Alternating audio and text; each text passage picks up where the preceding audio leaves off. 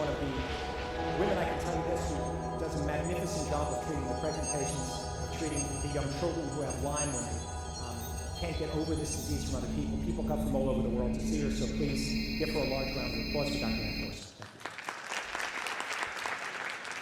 What you all should have is you should have at least Tessa Gardner's two-part chapter from the Diseases of the Fetus and Newborn, the 2005 edition, and her chapter was actually removed by the IDSA. So I've made it available, and if it's not in your CD of the conference presentations, it's available from the ILADS member section. And then I scanned and put in a small study that Dr. Jones had done with the help of a woman by the name of Edna Gibbs, which tried to collate live birth data from 103 patients that he followed. And then I love his explanation of the Western blot, which I hand to every single new patient when I go over their lab tests, and you should too. And then I have appendices that I'm not, I feel like this is really loud. Is this too loud? Okay. There are appendices in my PowerPoint, which is the antibiotic dosing in pediatric patients for conventional allopathic antibiotics, which I learned from Dr. Ray Jones. And then caveats about treating children, which I also learned from him.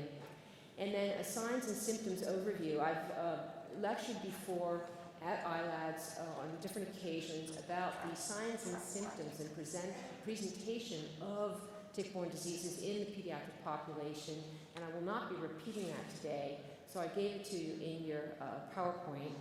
And then I add a little bit about prevention, because if you don't do something to reduce your exposure to tick-borne diseases, you might as well not bother coming to see me or any of the other Lyme-litter docs, because if you're going to walk out in your backyard and get bitten by ticks tomorrow and the next day, you know, it all goes out the window, because one tick bite can put you completely back.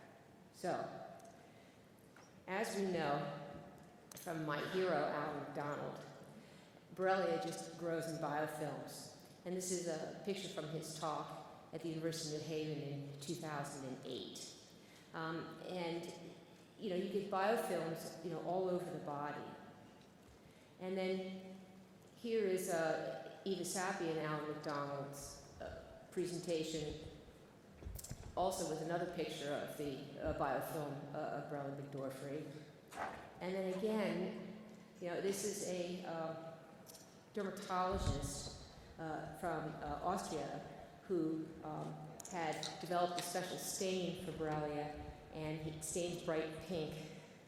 And he found Borrelia in all kinds of biofilms in all kinds of skin diseases. So these biofilms are everywhere. They're in the gastrointestinal tract, they're in the sinuses, and they're not just Borrelia burgdorferi. These multiple antibiotic-resistant coagulase-negative staph are in the nose.